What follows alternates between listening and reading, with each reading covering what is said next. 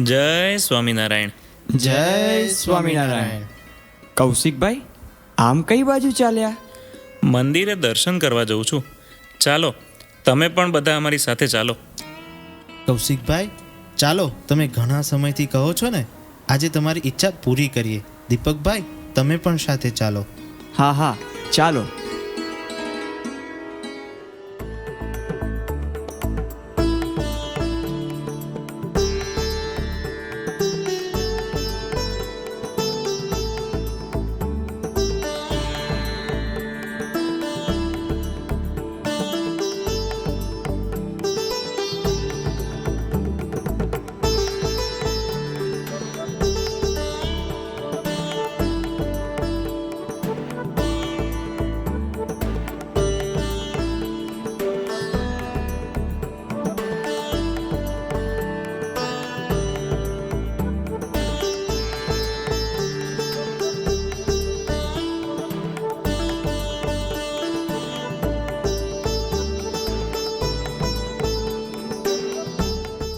દીપકભાઈ, તમે કયા વિચારોમાં ખોઈ ગયા? મને આ ઘણા સમયથી એક પ્રશ્ન થાય છે. આજે તેનું સમાધાન કરો. આ તમારા સ્વામિનારાયણ ભગવાનના જમણા હાથમાં ફૂલ અને રૂમાલ છે, પણ ડાબો હાથ કાયમ આમ સ્થિર કેમ હોય છે? હા હો, મને પણ કાયમ આ જ પ્રશ્ન થતો. આજે મારા મનનું પણ સમાધાન થશે. જો સાંભળો, ડાબા હસ્તે સ્વામિનારાયણ ભગવાન સદાય પોતાના આશ્રય આવનારને અભયદાન આપે છે. અભયદાન? આ વળી અભયદાન એટલે શું? સ્વામિનારાયણ ભગવાન અને તેમના સાચા સત્પુરુષ આ બ્રહ્માંડને વિશે દર્શન આપે છે, અને તે 4 પ્રકારે અભયદાન કહેતા કલ્યાણના કોલ આપે છે. તે કયા 4 પ્રકાર? જો સાંભળો, કોઈ જીવ ભાવથી એમના દર્શન કરે, હિતથી સ્પર્શ કરે, સેવા સમાગમ કરે કે એમની પ્રસાદી જમાડે ને, તેને પણ આત્યંતિક કલ્યાણના કોલ આપી ફદલમાં અક્ષરધામ કહેતા મૂર્તિના સુખની પ્રાપ્તિ કરાવે છે. એ વળી કેવી રીતે? એનો કોઈ પ્રસંગ છે ખરો? હા હા, કેમ નહીં.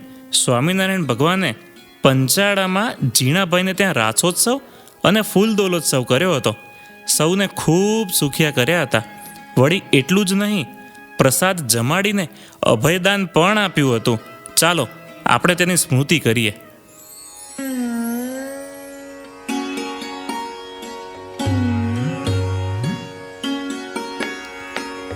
અરે ઓ જીણાભાઈ, ગગાભાઈ, સંતો હરિભક્તો સૌના ગામ જવા નીકળી ગયા કે શું?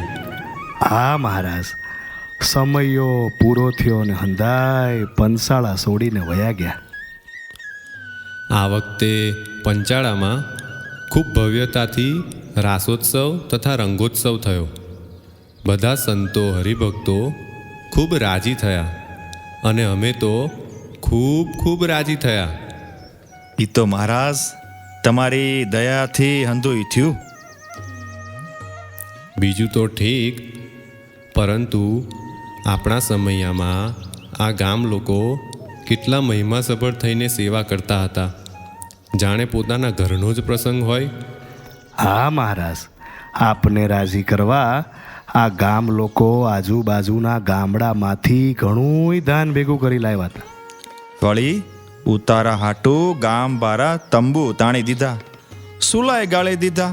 તણે ટેમ રાંધવા હાટું પોતાના ઘરના નવા ઠામણા ખડકી દીધા. હા મહારાજ, બીજું હંધુય તો ઠેક, પણ સંતો ભક્તો હાટું એમના ઘરમાંથી નવી ગોદડીઓ દઈ દીધી. ખૂબ સેવા કરી હો. અરે વાહ, ગામ લોકોએ ખરેખરી સેવા કરી છે. અમે તેમના ઉપર ખૂબ રાજી છીએ. કરે સેવા એને મળે મેવા. એ ન્યાયે આવતીકાલે ધુમાડાબંધ ગામ જમાડીએ. તો બહુ સારું મહારાજ, બહુ દયા કરી કહેવાય દયાળુ. આ તો ખૂબ આનંદની વાત છે. તે હે મહારાજ, આ ભાણામાં શું રાખવું છે ઈ તો કયો. અમને તૈયારી કરવાની કઈ ખબર પડે ને. હું કેવું? હા મહારાજ. આ ગામ લોકોને વધુ શું ભાવશે એમને જ પૂછાવી જુઓ. ભલે મહારાજ, જેમ આપ રાજી હો એમ.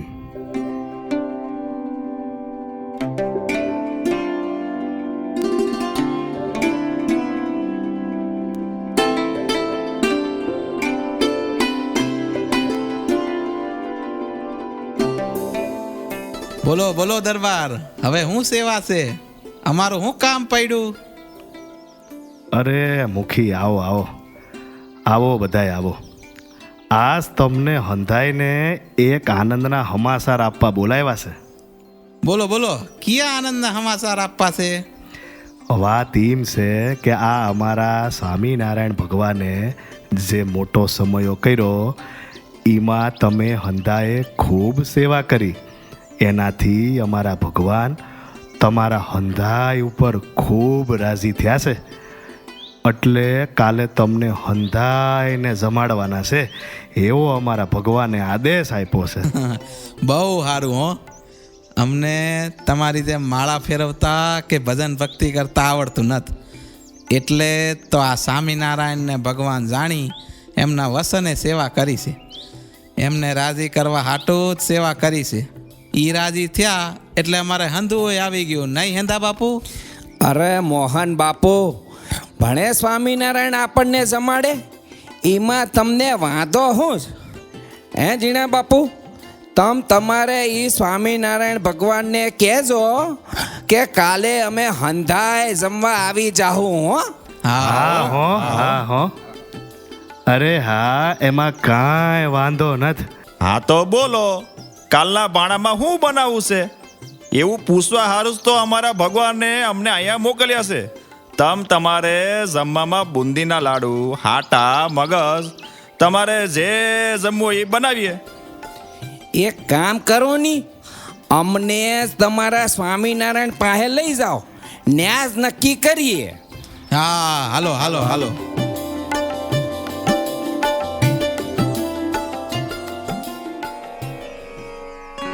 આવો આવો પંચાળાવાસીઓ, આવો.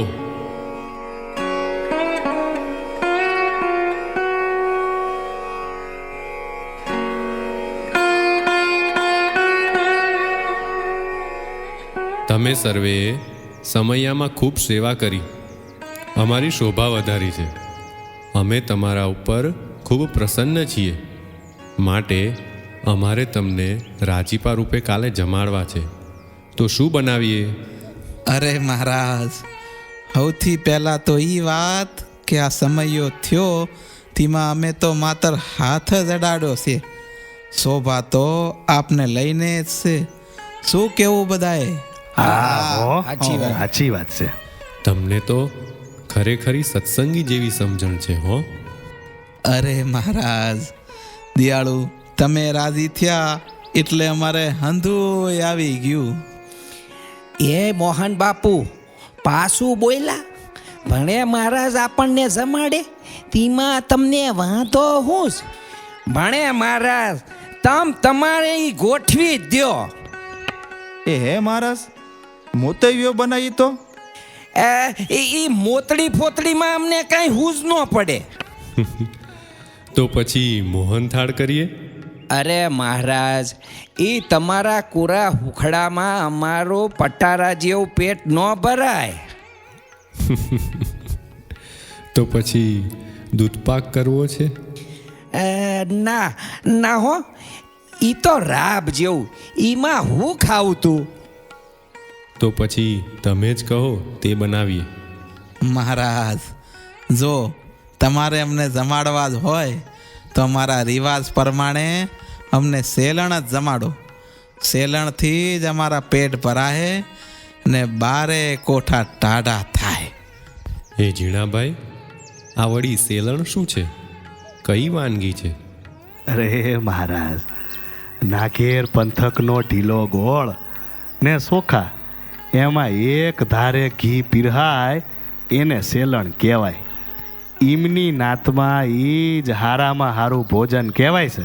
ભલે ત્યારે સેલણ બનાવજો, આપણને પણ જમવા મળશે. ઝીણાભાઈ, આજે ગામમાં સાત પડાવો કે આવતીકાલે આખું ગામ ધુમાડા બંધ. સૌને સ્વામિનારાયણનું નોતરું છે. સૌને જમાડવા આવવાનું છે, કોઈ બાકી રહી ના જાય હો. સ્વામિનારાયણ મહારાજનો જય. સ્વામિનારાયણ મહારાજનો જય. સ્વામિનારાયણ મહારાજનો જય.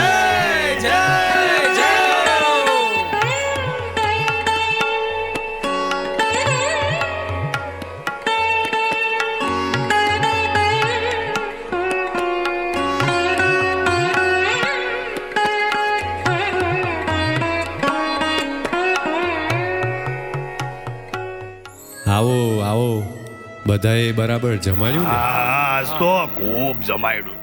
અરે મહારાજ, આજ દિન લગણ અમે સેલણ લાટ વખત જઈમાં આવીશું, પણ આવું સેલણ, આ સેલણની તો વાત ન થાય. આજ દિન સુધી અમે આવું સેલણ જઈમાં જ નથી. હું કેવું ભાઈ? હા આજના સેલણની વાત નો થાય. ભલે ત્યારે, ખૂબ સરસ. ગામ આખાએ જમાડ્યું ને? હવે કોઈ બાકી તો નથી ને? ના હો મહારાજ, હંધાએ ખૂબ જમાડ્યું, હવે કોઈ બાકી રહ્યું નથી. અરે જુઓ તો, પેલા માણસો કોણ છે? એ જમ્યા કે? એ ગામ લોક નથી, એ તો નટની ટોળકી છે. એમને શું કામ જમાડવા છે? એમણે કઈ સેવા બીવા કરી નથી. અરે સેંધા બાપુ, સૂર્ય ઉગે ત્યારે અજવાળું ક્યાં ન પડે? મહેલ ઉપરે પડે ને ઝૂંપડા પરે પડે. તેમ આ ફેરે અમે પધાર્યા છે તો અનંત જીવોને સુખ્યા કરવા છે, અનંત જીવોના ફદલમાં કલ્યાણ કરવા છે. માટે એમને બોલાવો ને જમાડો. આજે અમે બધાને માત્ર શીલણ નથી જમાડતા, શીલણ દ્વારા આત્યંતિક કલ્યાણના આશીર્વાદ વરસાવીએ છીએ. તેમાં આ ગામ લોકો જેટલો લાભ લે છે એટલો જ એ જીવોનો પણ અધિકાર છે. તો શા માટે અભયદાનમાં બાકી રાખવા? માટે જાઓ ઝીણાભાઈ, એમને બોલાવી લાવો. ભલે મહારાજ. ભાઈઓ જાઓ, તમે શીલણ પીરસવાની તૈયારી કરો. જુઓ, ઓલા કળાઈને ઈ અમારા સ્વામિનારાયણ ભગવાન છે. ભગવાનની નજીક જઈ બે હાથ જોડી માથું નમાવીને પગે લાગજો હો, તો તમારો બેડો પાર થઈ જાહે અને તમારો જન્મારો સુધરી જાહે. આવો આવો હંધાય આવો.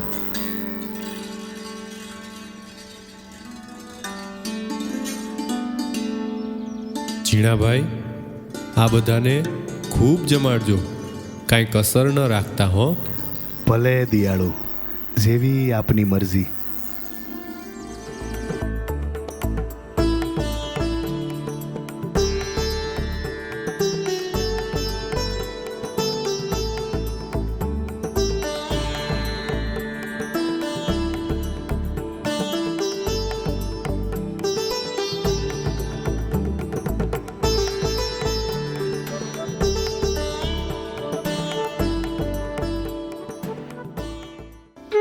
આતા, ઓ આતા, હા દીકરા.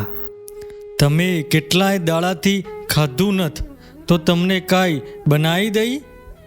અરે દીકરા, આ ઉંમરે હું ખાવાની ઈચ્છા થાય. તારી બાને કે મને સેલણ બનાવી દે.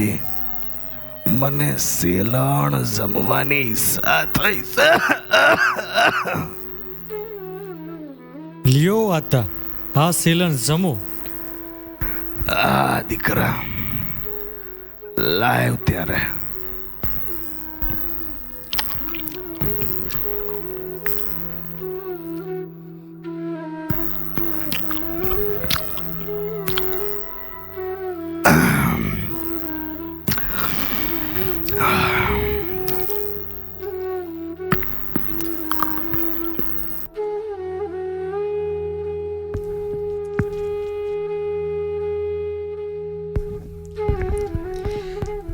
આ તા સેલણ ભાઈવું ને?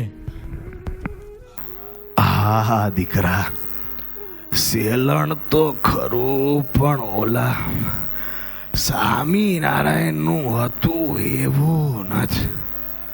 હું એનો અવાજ ને હું એની વાત.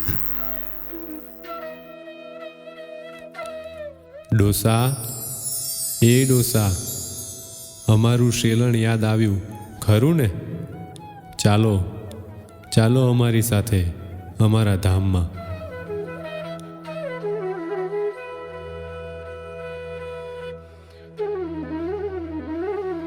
દીકરા, એ દીકરા, આતા શું થયું? અરે દીકરા, આ સ્વામિનારાયણ ભગવાન મને લેવા આવ્યા છે. કોણ સ્વામિનારાયણ ભગવાન? અરે જીમણે આપણને ઓલા પંસાળામાં સેલણ જમાડ્યું તું ને, ઈ સ્વામિનારાયણ ભગવાન. બહુ દિયા કરી. હવે હું એમની હારે જાઉં છું, માટે હંધાય ને મારા જય સ્વામિનારાયણ. ઓહો હો, માત્ર એકવાર પ્રસાદ જમાડવામાં છેલ્લો જન્મ? ખરેખર આવું અભયદાન સર્વોપરી સ્વામિનારાયણ ભગવાન સિવાય કોઈ ન આપી શકે. અદ્ભુત અદ્ભુત, આને ફાવી ગયા કહેવાય. હા કિલનભાઈ, એ જ તો મહારાજની સર્વોપરિતા છે. પૂર્વે તો મુમુક્ષુઓ કેટલા તપ જપ વ્રત કરતા, તોય મોક્ષ નહોતો થતો. ભગવાનના સાક્ષાત દર્શન નહોતા થતા. અને આ તો પ્રસાદ જમાડે કે દર્શન કરે માત્ર એટલામાં મોક્ષ નહીં, આત્યંતિક મોક્ષના અધિકારી થઈ જવાય. આવો અભયદાનનો રાજમાર્ગ તો પહેલી જ વાર જોયો. પણ કૌશિકભાઈ, અત્યારે આપણને શું લાભ? વેપારીની નજર તો નફા સામે જ હોય ને. સાચી વાત છે. શ્રીજી મહારાજ મૂર્તિ સ્વરૂપે સદાય પ્રગટ અને પ્રત્યક્ષ બિરાજે છે. અનંત જીવના કલ્યાણનો રાજમાર્ગ પોતાના સત્પુરુષ દ્વારા વહેતો જ રાખે છે. ગુરુ અરે પરમ પૂજ્ય સ્વામીશ્રી થકી આવો જ અભયદાનનો રાજમાર્ગ આજે પણ ચાલુ છે. ચાલો આપણે આ અભયદાનનો લાભ માણીએ. હા, ચાલો ચાલો જઈએ. આ વિડીયો જો આપને પસંદ આવ્યો હોય તો તેને લાઈક કરો અને શેર કરો. અને હા, આવા જ લેટેસ્ટ વિડીયો મેળવવા માટે SMVS ચેનલને સબસ્ક્રાઈબ કરવાનું અને બેલ આઇકોન પર ક્લિક કરવાનું ન ભૂલતા હો.